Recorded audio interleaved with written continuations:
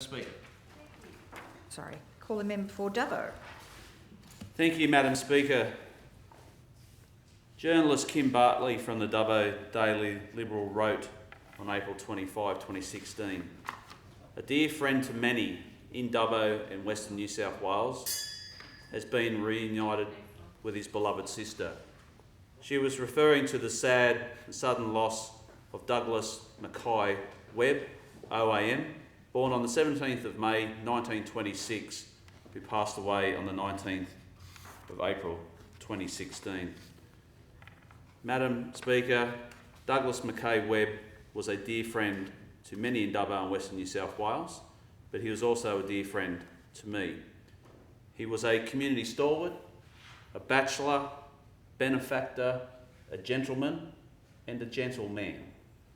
His contribution, Madam Speaker, after growing up on rural lands between Gaduga and Wilmaringal in far northwestern New South Wales, and then later moving to a property with his sister Barbara Jane Webb, who we'd lost in October 2012, his contribution to the communities of far western New South Wales and then in and around Dubbo, in a simple word, was immense. He was potentially one of the most generous men I've ever met in my life. A courteous man with a wicked smile, a cheeky grin, who was passionate about Western New South Wales, passionate about agri-politics, passionate about a fair go for those on the land and making sure that services were supplied and the history of our great nation was always preserved. He was an enormous benefactor, Madam Speaker, to the Royal Flying Doctor Service, particularly the southeast section, along with his sister Barbara Jane Webb.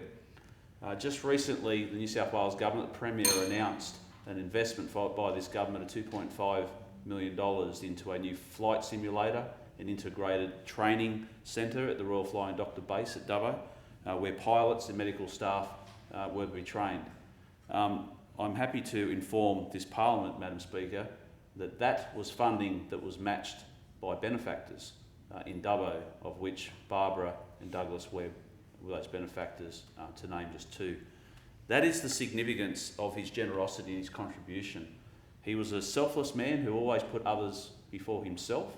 He was a significant contributor to Dundullamore, historic homestead, was a great friend to those there, and was an enormous benefactor to the Taronga Western Plains Zoo and the Taronga Charitable Foundation, Madam Speaker, where his contributions and charity saw massive investments into the conservation and preservation of some of our most endangered wildlife from across the world.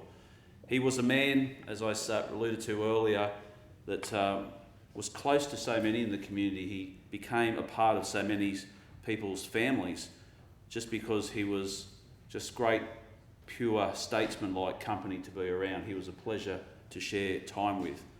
His beloved sister Barbara and he grew up in isolated and tough conditions, but excelled in primary production, Madam Speaker. And when they moved from the very isolated property where they grew up, known as Bakula, near Gaduba, they moved to a property called Yolamba in Dubbo. They were an authoritative presence in agricultural organisations during their time, including New South Wales Farmers Association, and something he was immensely proud of, his participation and contribution to the Wool Council of Australia. In 1980, he received a Medal of Honour from the association. In 1990, a New South Wales Department of Agricultural Centenary Award for his service to the wool industry. So significant was it. He was a sports nut, a sports fan, but most of all, he was a racing man, very proud of his thoroughbreds, and he was the guy that won the first ever Dubbo Cup as an owner, and I know the good minister in the chair would appreciate, who was also a fond lover of the GGs, Madam Speaker. And when I became the Minister for Racing, I'm not sure anyone in my electorate was more excited than Douglas Webb, OAM, who thought incorrectly that I may be able to help him with a tip or two. But as everyone knows, I'm the world's worst punter. He is a sad loss. His loss will be felt by many, particularly those organisations that he was closest to, the Royal Flying Doctor, Taronga Western Plains Zoo and Dundalabo. But equally, I share their grief and sorrow at his loss, a great man who was paid tribute to. Vale Douglas Mackay Webb OAM, may you rest in peace. Thank you. Private member.